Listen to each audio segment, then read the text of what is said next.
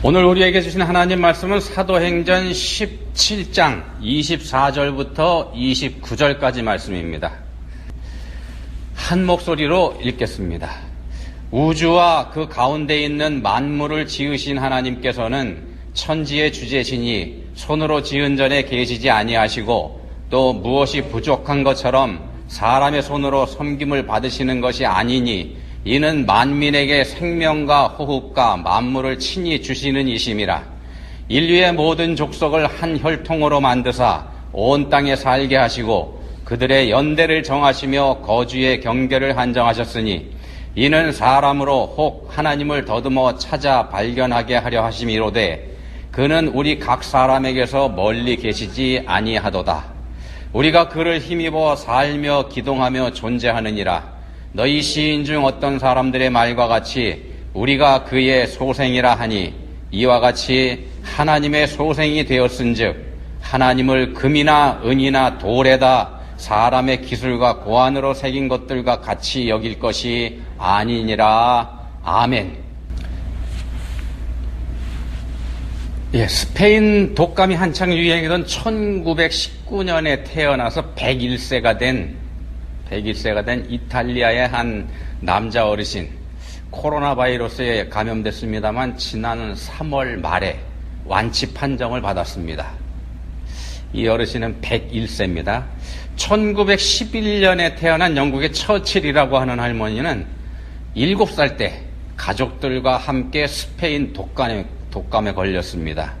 당시 12개월 됐었던 동생을 잃긴 했지만 가족들은 모두 다 살아남았습니다. 그리고 그때로부터 100년이 지나서 이번에 코로나 바이러스에 다시 이 할머니가 걸렸습니다. 할머니는 그 증상이 둘 다 걸려봤으니까는요. 그 증상이 어렸을 때 자기가 걸렸던 스페인 독감하고 비슷하다 이렇게 말씀을 했지만 109세 생신을 여드레 앞두고 코로나 바이러스에게 지고 말았습니다. 또 역시 어렸을 적에 가족들과 함께 스페인 독감에 걸렸었던 107세가 된 아나델 바예라고 하는 스페인 할머니는 노인 요양시설에 계시는데 거기서 코로나 바이러스에 감염이 됐습니다. 그리고 중환자실에 입원까지 하게 됩니다. 그럼에도 불구하고 지난달 4월 하순에 완치 판정을 받고 이 할머니는 퇴원을 했습니다. 이 할머니 연세가 107세입니다. 자, 이처럼 코로나 바이러스와 스페인 독감, 100년의 간격이 있는 두 종류의 세계적 대유행 전염병, 팬데믹, 이 두 가지를 직접 경험한 어르신들이 적지 않은 것 같습니다. 100년 전에 유행했었던 스페인 독감, 이거 엄청난 거였었습니다.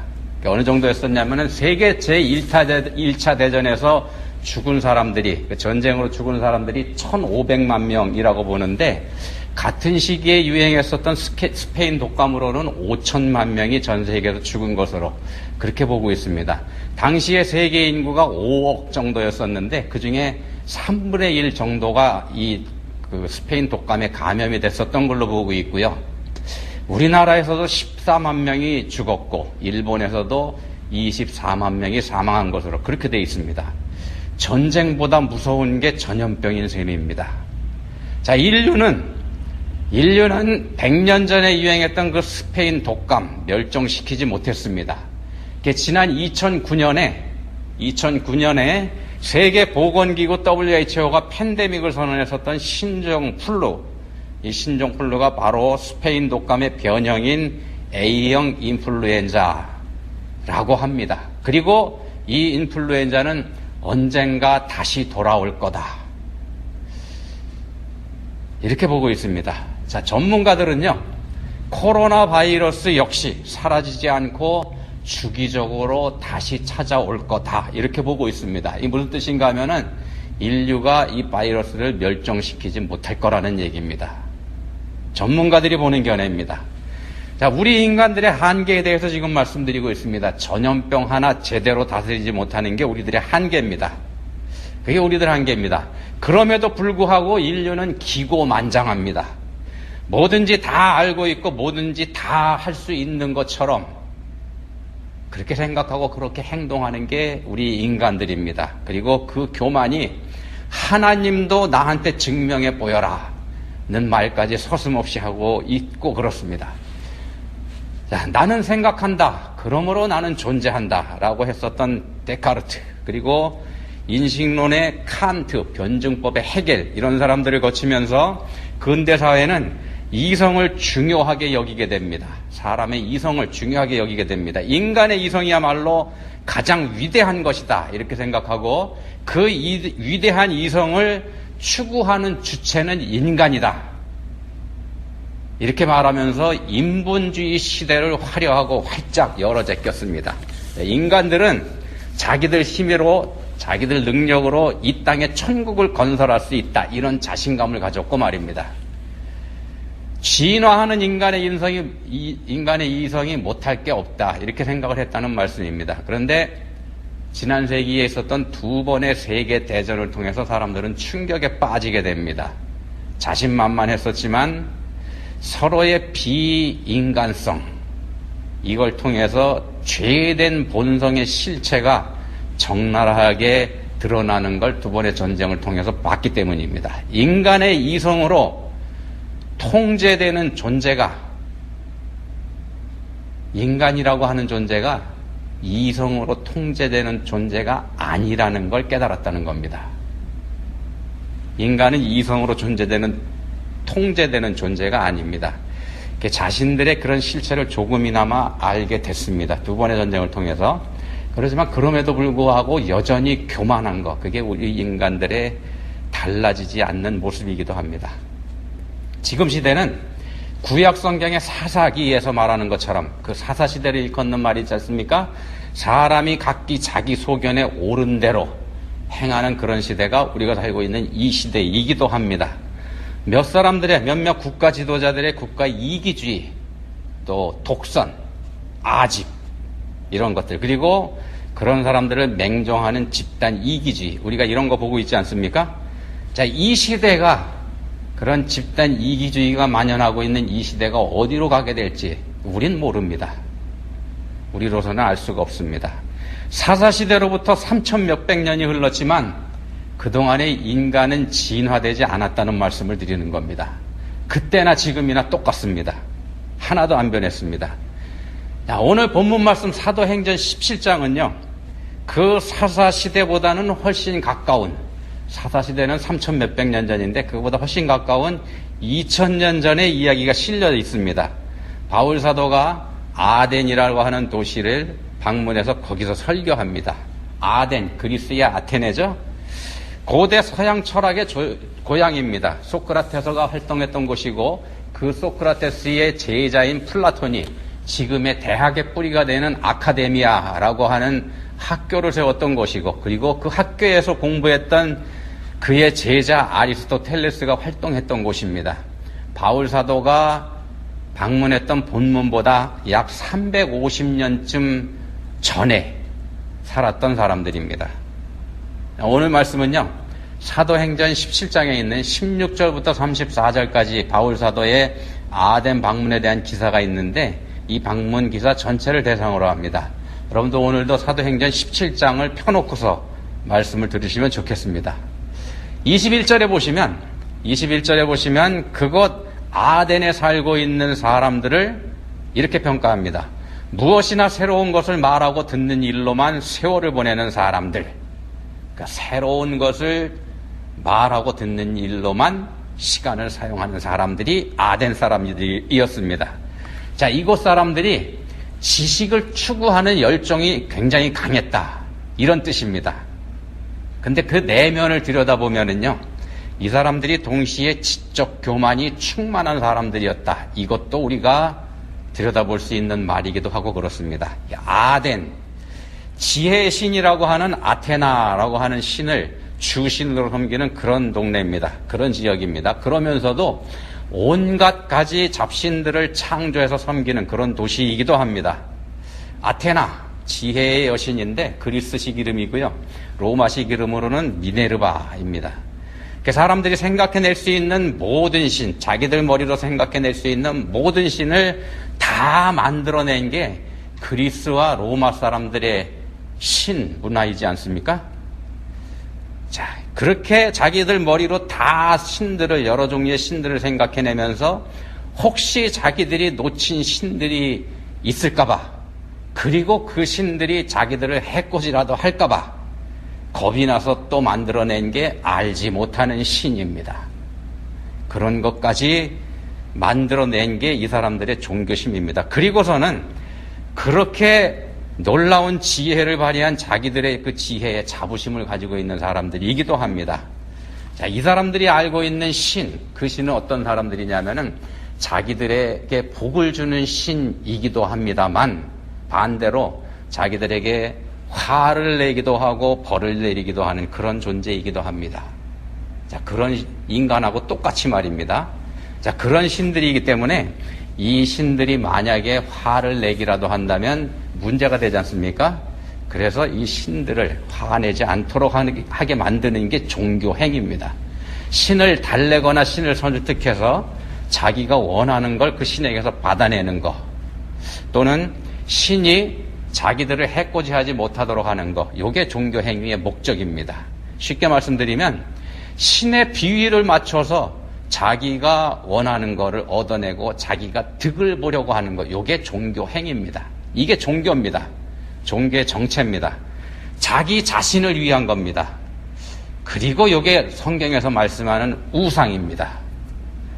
만약에 우리가 복을 받으려고 하나님을 섬기고, 우리가 복을 받으려고 예배드리고, 우리가 복을 받으려고 헌금하고, 복을 받으려고 교회 생활을 한다면, 그렇다면 우리는 하나님을 섬기는 그리스도인이 아니고 그저 하나님이라고 이름 붙인 우상을 섬기는 사람들이 됩니다.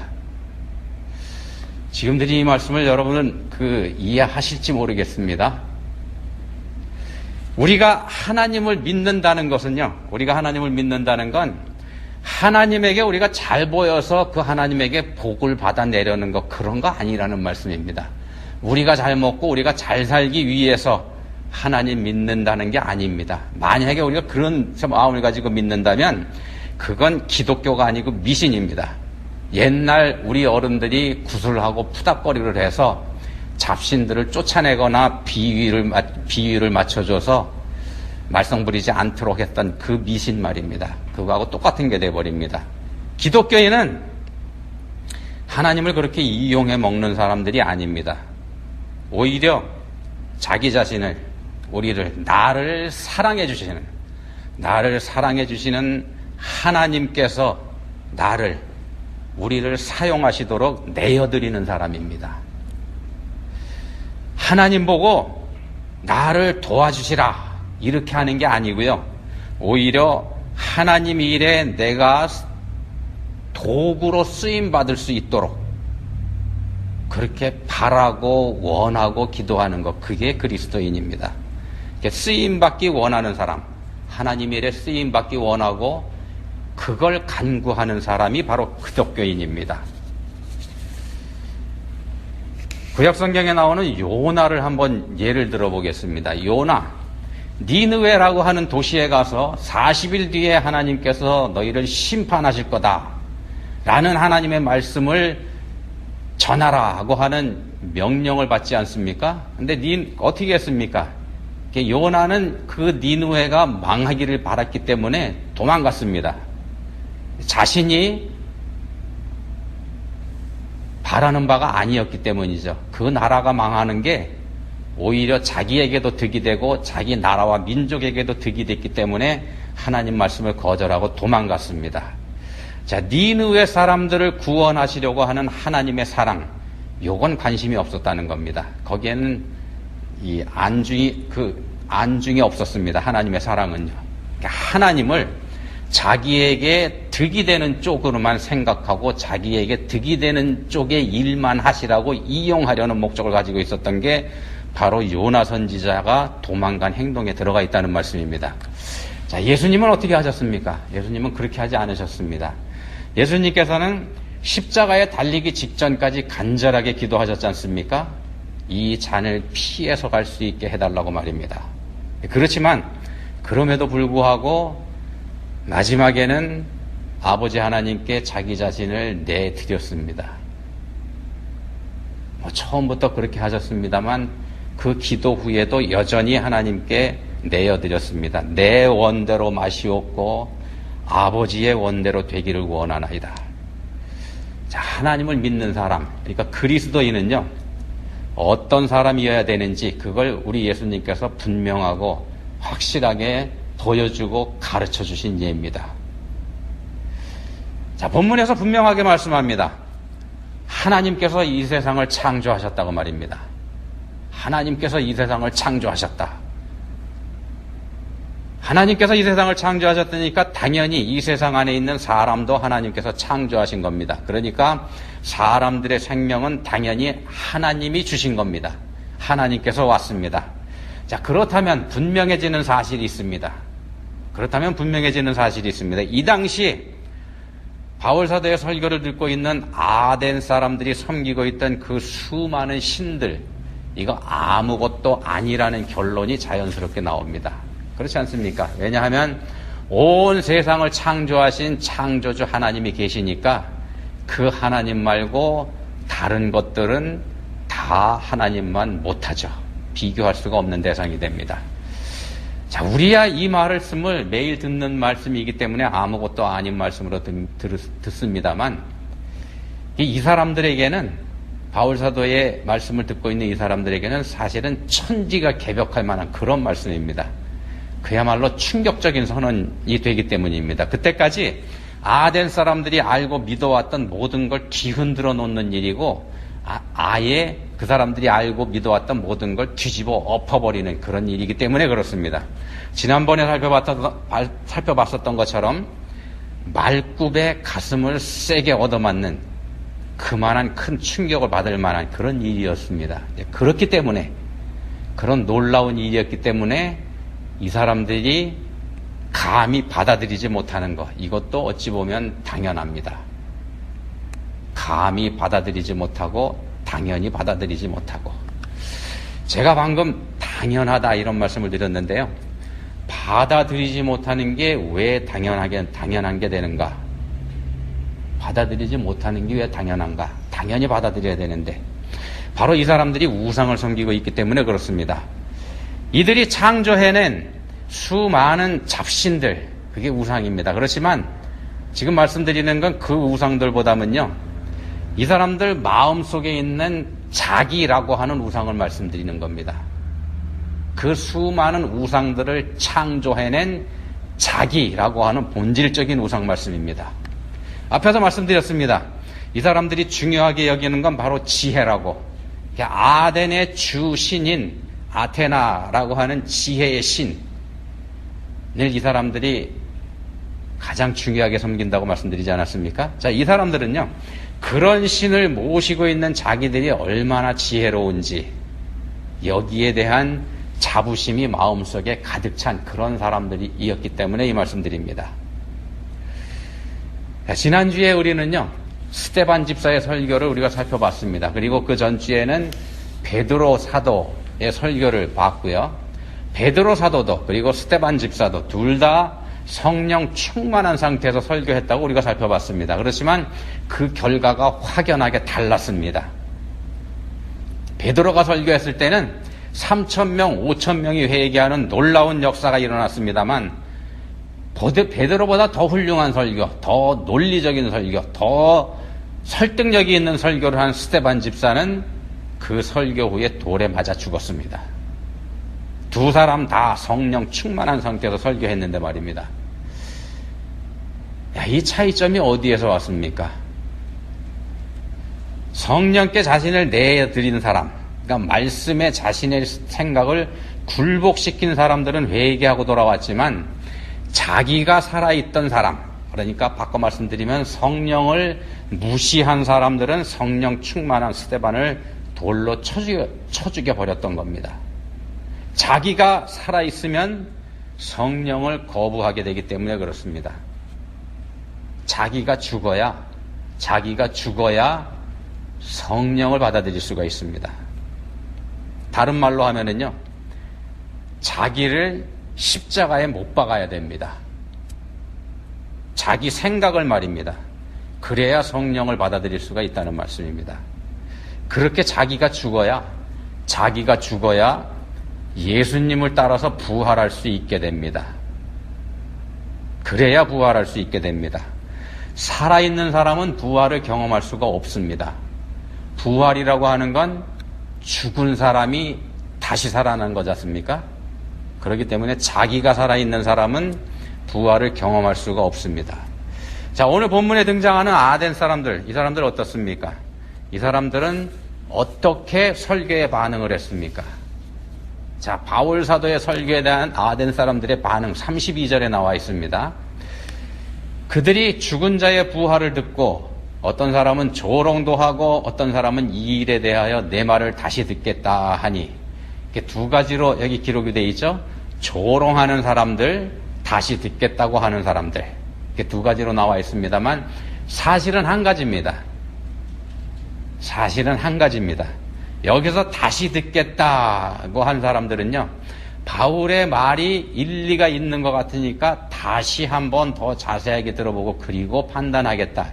이게 아니라 다른 새로운 뭔가를 말하게 될지도 모르니까 다시 한번 기회를 줄게. 이런 정도입니다.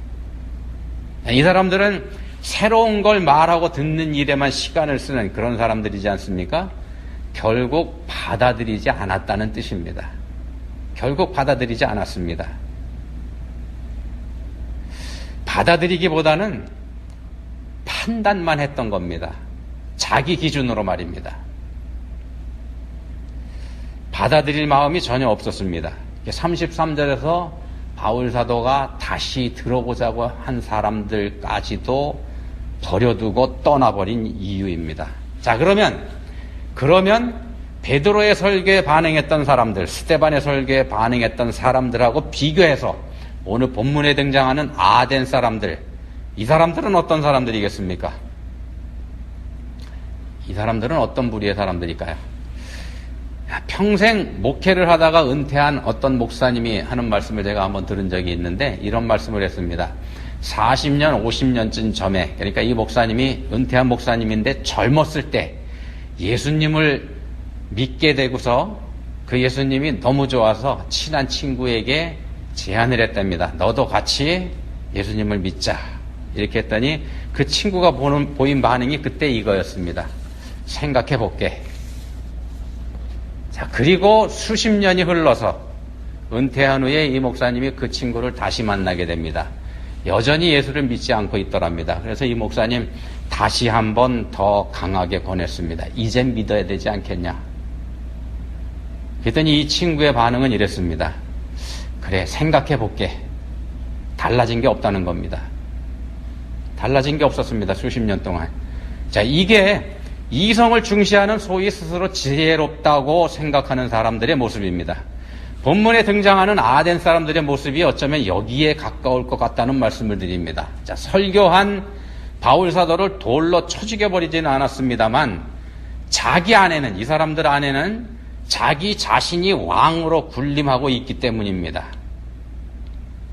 자기 안에 자기가 왕으로 군림하고 있다고 해서 뭐라 그럴 게 뭐 있냐라고 말할 수도 있겠습니다만 성경에서는 바로 그걸 가리켜서 죄라고 말씀합니다. 그게 바로 죄입니다. 자기가 주인이 되면 창조주 하나님을 거부하게 되기 때문에 그렇습니다. 스스로 하나님이 돼서 스스로 지혜롭다고 여기는 것이 되기 때문에 그렇습니다. 스스로 하나님이 된 겁니다. 자, 본문의 아덴 사람들 매우 지적인 사람들입니다. 대부분이 철학자들입니다. 새로운 거 알려고 하는 지적 호기심도 대단한 사람들입니다. 열정도 있습니다. 그렇지만 정작 새로운 걸 이 사람들이 알게 됐을 때는 그 새롭게 한 거 헌신짝처럼 내던져버리는 사람들이기도 합니다. 왜냐하면 자신들이 그걸 이미 알게 됐기 때문에 그건 더 이상 새로운 게 아니기 때문에 그렇습니다. 알고 보니 새로운 것도 아니라는 그런 논리도 있습니다. 따지고 보면 앞뒤가 맞지 않습니다. 지적 교만이 충만했다, 이 말씀 드리는 겁니다. 지적 교만이 충만한 사람들입니다. 인류는 인본주의와 합리주의, 여기에 빠져서 지난 몇 세기 동안 그런 지적 교만에 빠져 있었습니다. 단체로 말입니다. 인류 전체가 말입니다. 그렇지만 두 번의 세계대전을 통해서 그 자만심에 스스로 상처를 입게 됐습니다. 그리고 태어난 게 고작 포스트 모더니즘입니다. 이성에도 문제가 있다는 걸 깨닫고서 그리고 이번에 택한 건 감성입니다. 감성입니다. 인간의 감성.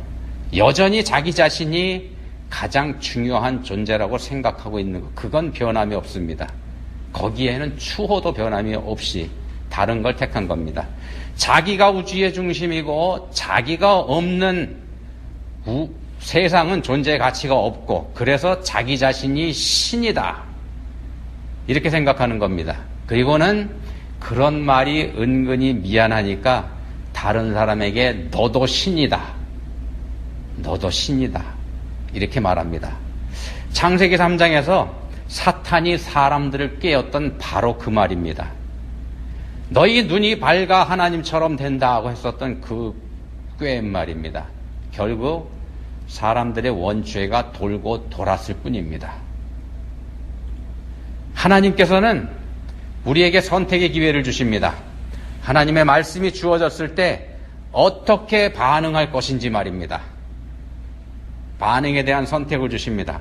베드로의 설교를 들은 사람들처럼 자기 자신을 죽이고 자기 자신을 말씀에 굴복시키고 복종할 것인지, 그렇지 않으면 하나님의 말씀을 돌을 들어서 부셔버릴 것인지, 그것도 아니면 아예 무시해버리거나 말씀을 조롱해버릴 것인지 말입니다. 믿지 않는 사람들에게만 해당되는 말씀이 아닙니다. 이미 예수님을 믿고 있다고 하는 우리들도 말씀 앞에서 이런 선택의 자리에 항상 서게 됩니다. 믿지 않는 사람들보다는 믿는다고 하는 우리가 하나님 말씀을 들을 기회가 더 많다는 점에서는 오히려 우리에게 주어지는 도전의 말씀이기도 합니다. 하나님을 미리 알고 있었던 요나 선지자의 경우처럼 말입니다. 말씀을 들을 때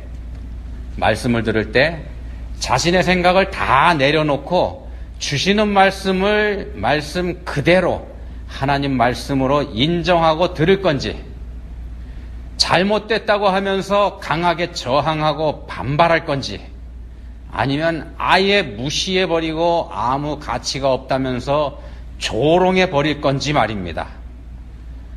마음에 드는 말씀만, 그런 부분만 챙기고 말이 안 되는 부분은 부셔버리고 또 다른 건 무시하고 조롱한다고 하면 곤란하다는 말씀입니다. 그렇게 하는 사람은 하나님께서 내버려 두십니다. 하나님께서 내버려 두실 겁니다. 그 사람에게 전염병이 와도 내버려 두실 거고요. 전쟁이 찾아와도 내버려 두실 거고, 기근이 찾아와도 내버려 두실 겁니다. 그렇지만 자기를 죽이고 말씀에 복종하는 사람에게는 그 말씀이 주인이 돼서 모든 걸 책임져 주십니다. 다 책임져 주십니다. 주인이 되셨으니까 말입니다. 그러니까 걱정할 게 없다는 말씀입니다. 우리가 그렇게 하지 못할 때 우리에게 걱정이 충만하게 됩니다. 우리 삶에 걱정이 많다고 하는 건, 걱정이 충만하다고 하는 건 우리 자신이 모든 걸 책임지고 있기 때문에 그렇게 되는 겁니다. 우리 각자가 마음에 내키는 대로, 사사기에서 말씀하는 대로 각기 자기 소견에 옳은 대로 할 수 있습니다. 그렇지만 하나님께서는 그에 대한 책임을 우리 각자에게 물으실 겁니다. 우리 각자에게 그 책임을 물으실 겁니다. 자, 그 모든 책임을 능력도 없는 내가 다 질 건지, 아니면 전능하신 창조주 하나님께 맡겨드릴 건지 고민해야 되지 않겠습니까? 고민해야 될 필요가 우리한테 분명히 있습니다. 말씀이 곧 하나님이십니다. 말씀 앞에서 겸손한 우리 모두가 될 수 있기를 말씀이 육신이 되어 우리 가운데 계신 예수님 이름으로 축원합니다. 기도하시겠습니다. 하나님 아버지, 저희가 성령 충만해야 함에도 오히려 자기 충만에 빠질 수 있다는 거 생각하게 해주셨습니다. 이제는 간절히 원하오니 저희에게 듣는 마음 주시기 원합니다. 들려주시는 말씀에 굴복하는 겸손한 심령 주시기 원합니다. 그리하여서 하나님 말씀을 정녕 하나님 말씀으로 듣게 해주시기 원합니다. 저희를 도와주십시오. 예수님 이름으로 기도합니다. 아멘.